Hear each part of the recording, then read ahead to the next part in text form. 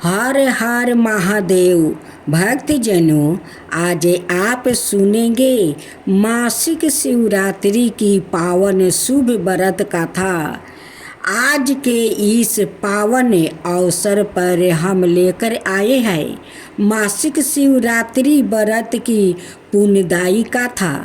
कहा जाता है कि जो भक्त श्रद्धा पूर्वक भगवान शिव और माता पार्वती का पूजन कर इस कथा का श्रवण करता है, उसके जीवन से दुख भय और बाधाएं दूर हो जाती है।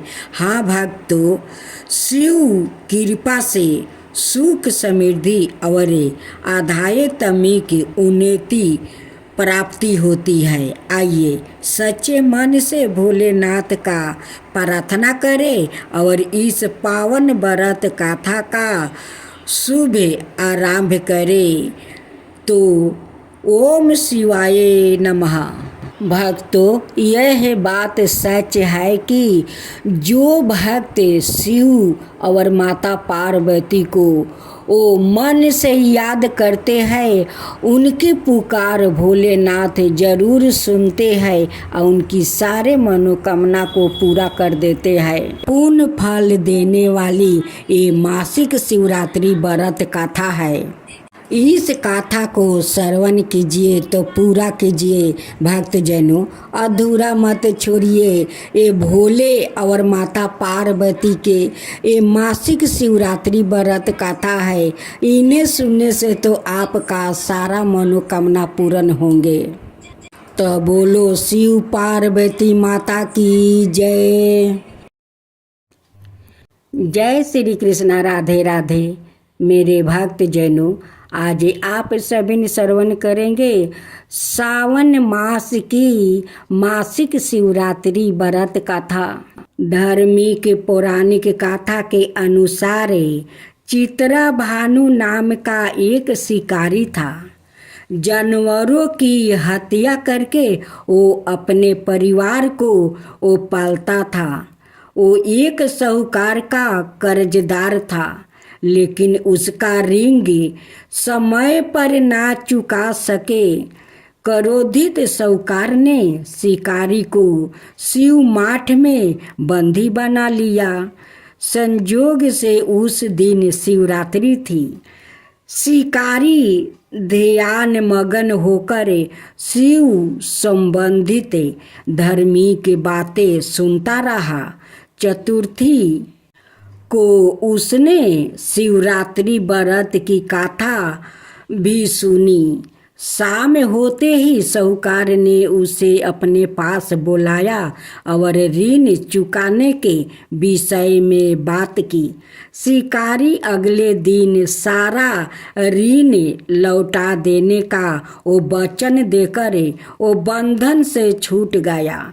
अपनी दिनचर्या की भांति वो जंगल में शिकारी के लिए निकल पड़ा, लेकिन दिन भर बंदी गिरहे में रहने के कारण भूख प्यास से व्याकुल था। शिकारी खोजते हुए वो बहुत दूर निकल गया। जब अंधकार हो गया तो उसने विचार किया कि रात जंगल में ही बितानी पड़ेगी। वो वन में एक तालाब के किनारे एक बेल के पेड़ पर वो चढ़कर रात बिताने का इंतजार करने लगा। बेल वृक्ष के नीचे शिवलिंग था, जो बेल पत्रों से ढका हुआ था। शिकारी को उसका पता ना चला। पारवा बनाते समय उसने जो टहनियाँ तोड़ी वो संजोग से शिवलिंग पर गिरती चली गई। इस प्रकार दिन भर भूखे प्यासे शिकारी का व्रत भी हो गया और शिवलिंग पर बेलपत्र भी चढ़ गया। एक पहर रात्रि बीत जाने पर एक गर्भिणी हिरनी तालाब पर पानी पीने पहुंची। शिकारी ने धनुष पर तीर चढ़ाकर ज्यों ही परचंचा घींची। हिरनी बोली, मैं गर्भिणी हूँ, शीघ्र ही बच्चा को जन्म देने वाली हूँ। तुम एक साथ 2 जीवों की हत्या करोगे, जो ठीक नहीं है। मैं बच्चे को जन्म देकर शीघ्र ही तुम्हारे समक्ष प्रस्तुति हो जाऊंगी, तब मार लेना। शिकारी ने परचंचा ढीली कर दिया और हिरनी जंगल से झड़ियों में लुपित हो गई। परचंचा चढ़ाने और ढीली करने के वक्त कुछ बेलपत्र टूट कर शिवलिंग पर गिर गया। इस प्रकार उसे अनजाने में ही प्रथम पहर का पूजन भी संपन्न हो गया। कुछ ही देर बाद एक और हिरनी उधर से निकली। शिकारी की प्रसन्नता का ठिकाना न रहा।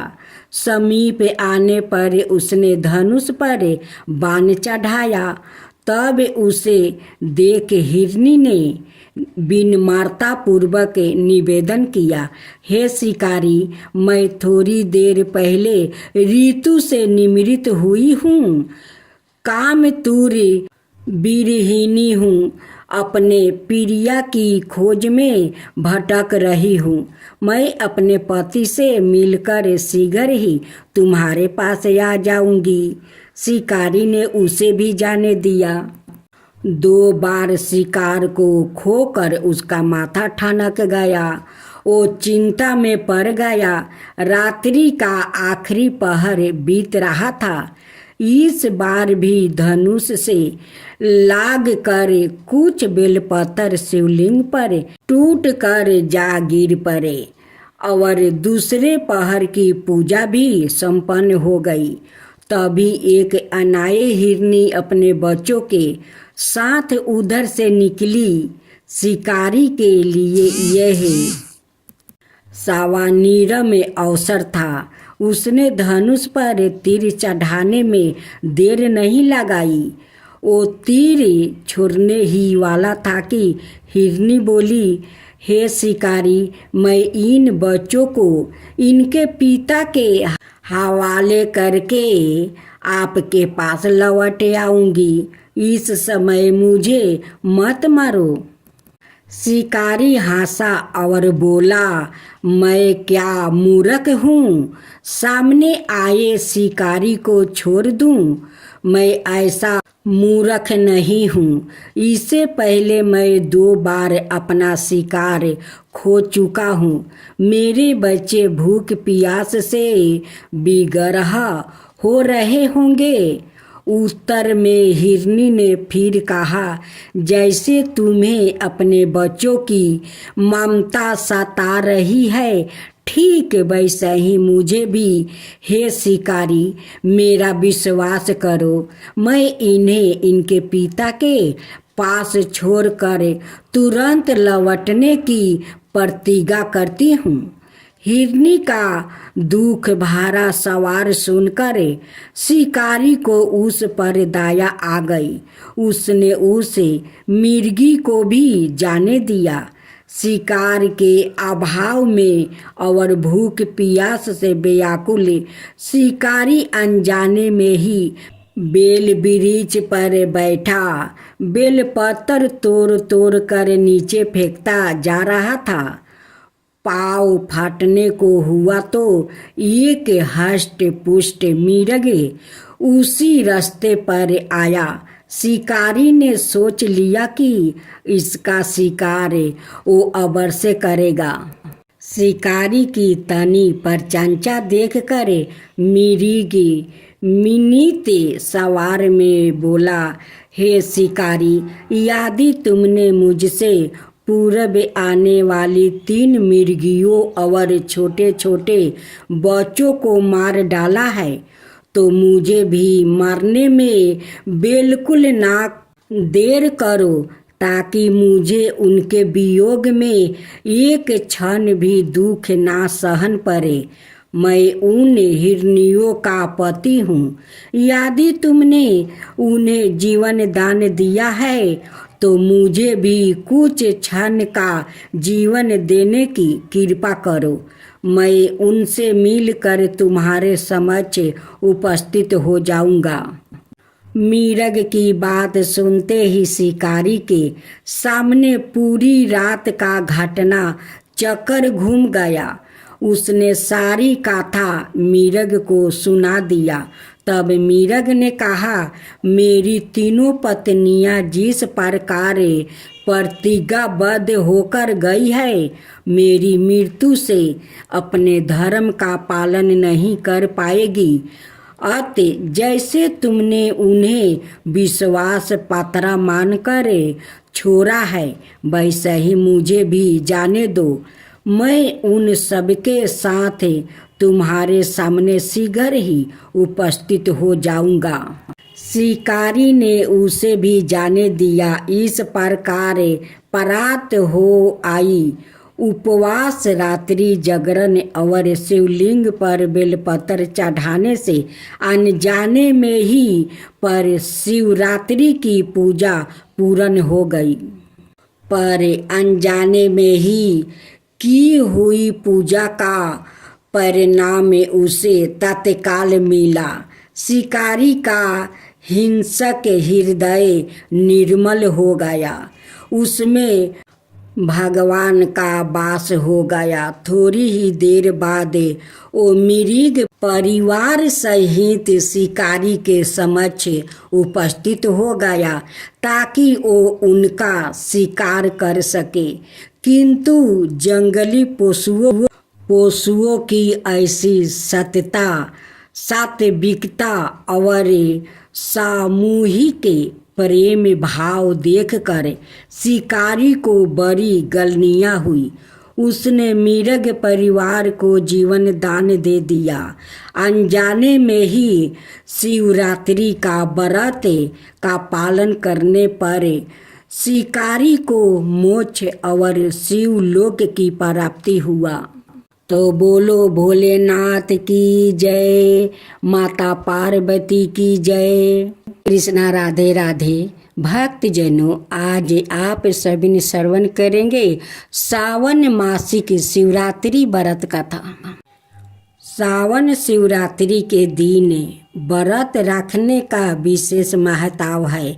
आज सावन शिवरात्रि और इस दिन व्रत करने और भोलेनाथ का अभिषेक करने से भक्तों की सभी मनोकामना पूर्ण होती है और अपरम सुख की प्राप्ति होती है।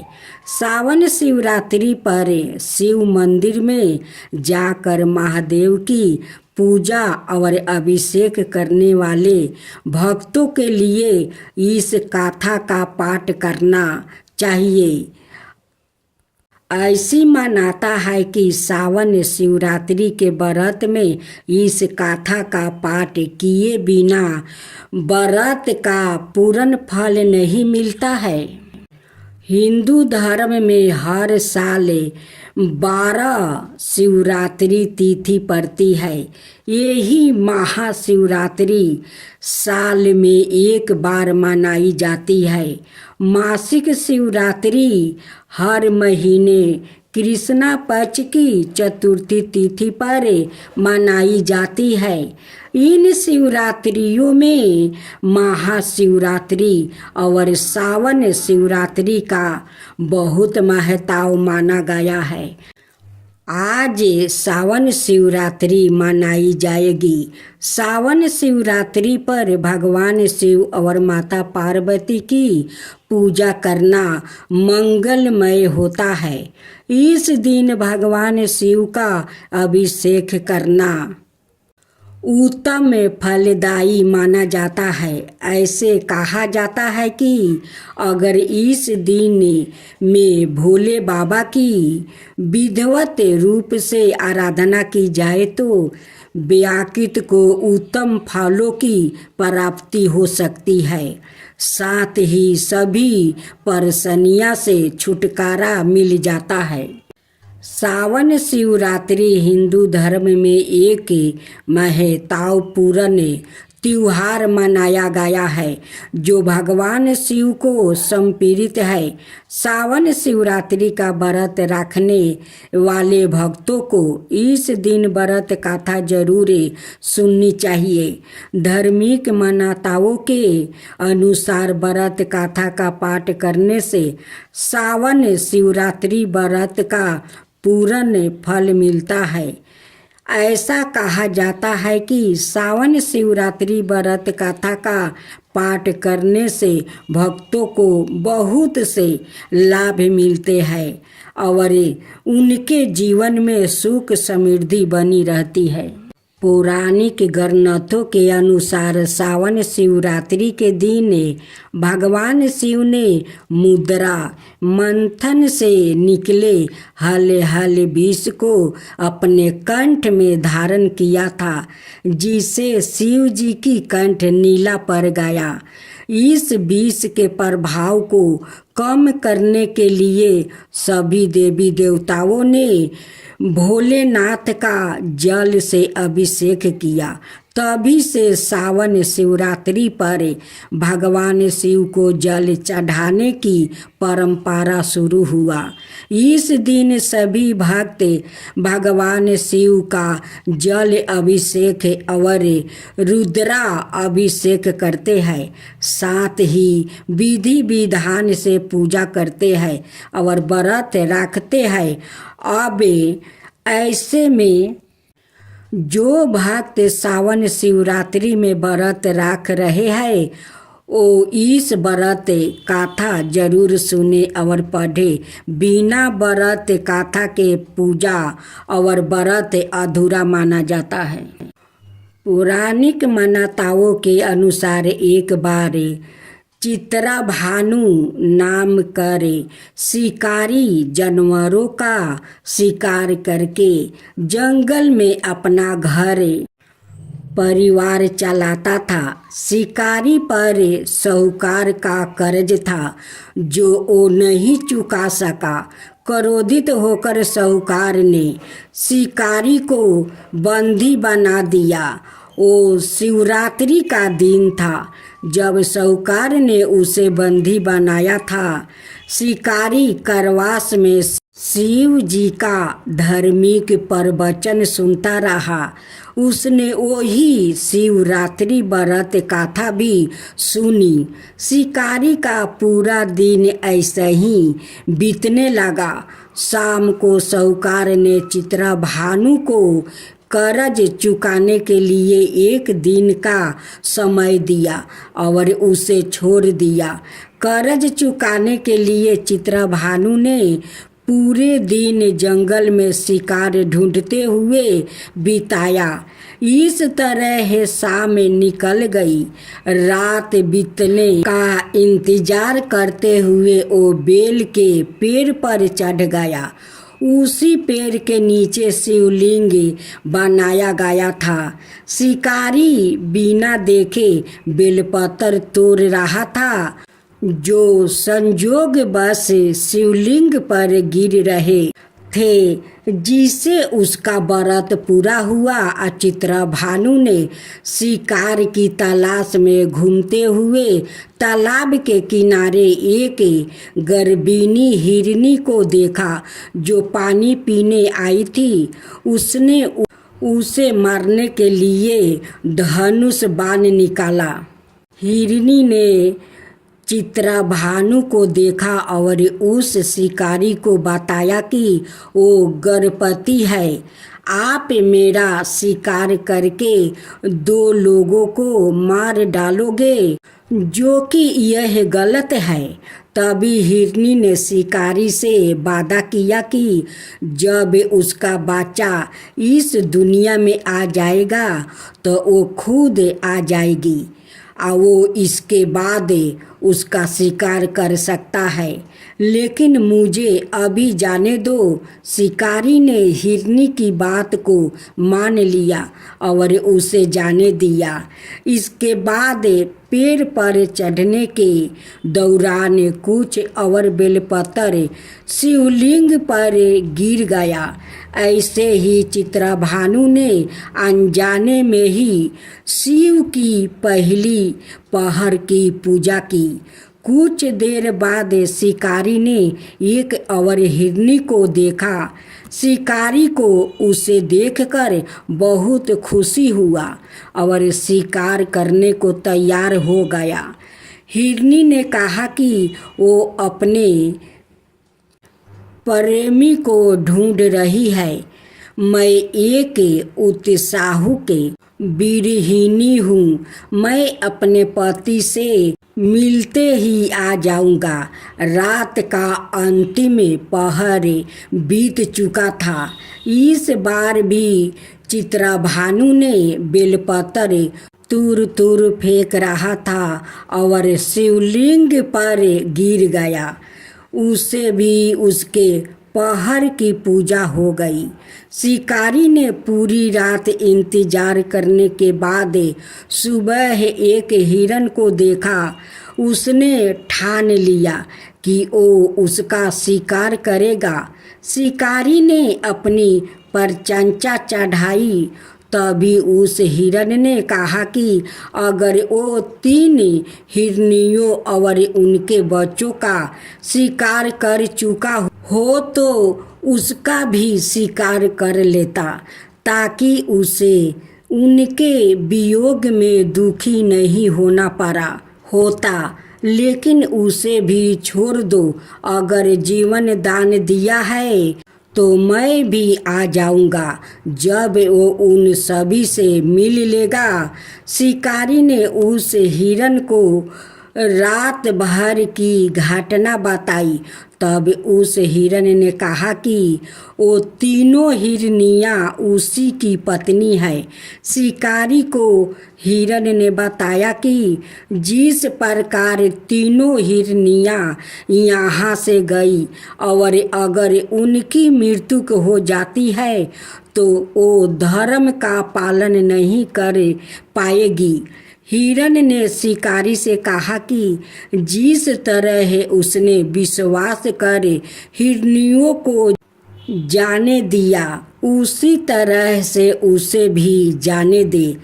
वो जल्दी ही पूरे परिवार के साथ शिकारी के वो सामने आ जाएगा। पूरी घटना के द्वारा शिकारी ने जाने अनजाने में ही सही व्रत, रात्रि जागरण और शिवलिंग पर बेलपत्र चढ़ाने से उसके हृदय को शांति मिली और उसने धनुष छोड़कर हिरन को छोड़ दिया।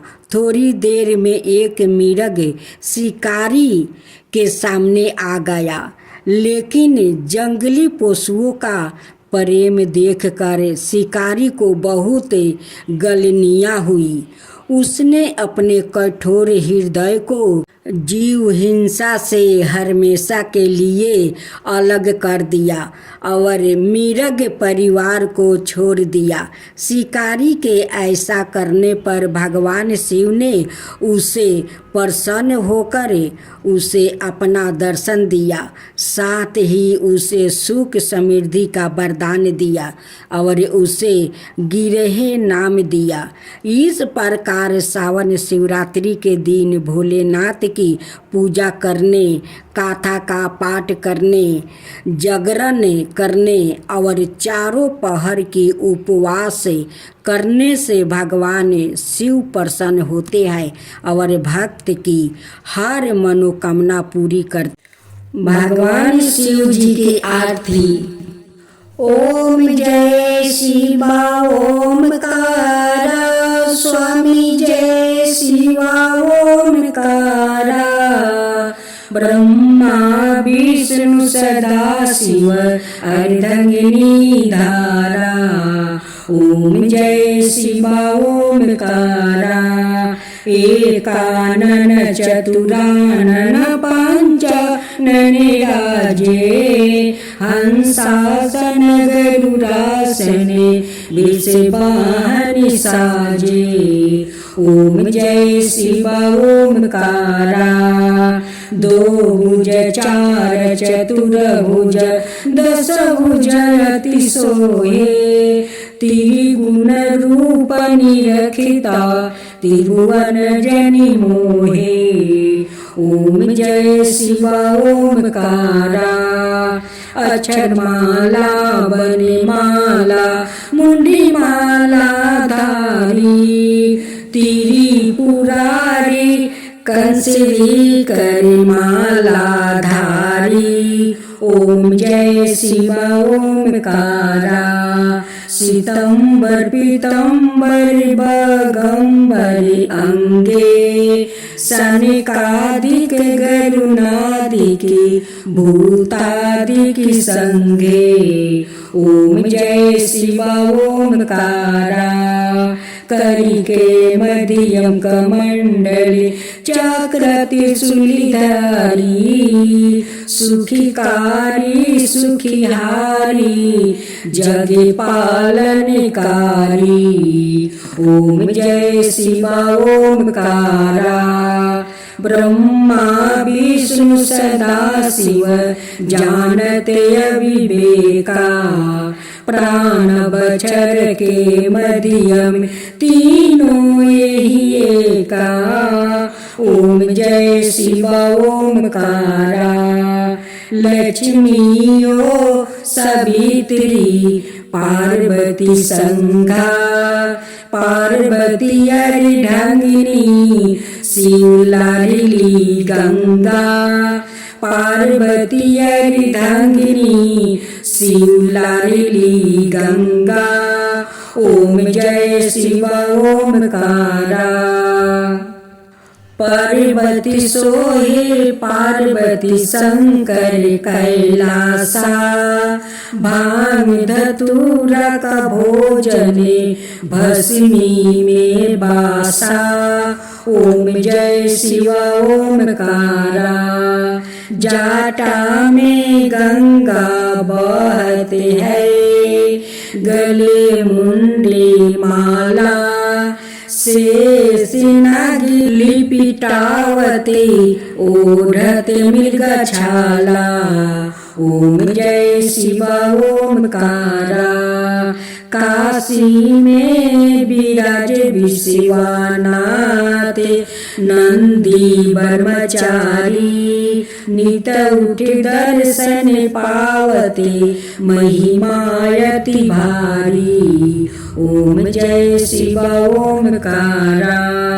त्रिगुण स्वामी जी की आरती जो कोई नर गावे। कहत शिवानंद स्वामी मन बाछित फल पावे। ओम जय शिव ओमकारा। ओम जय शिव ओमकारा।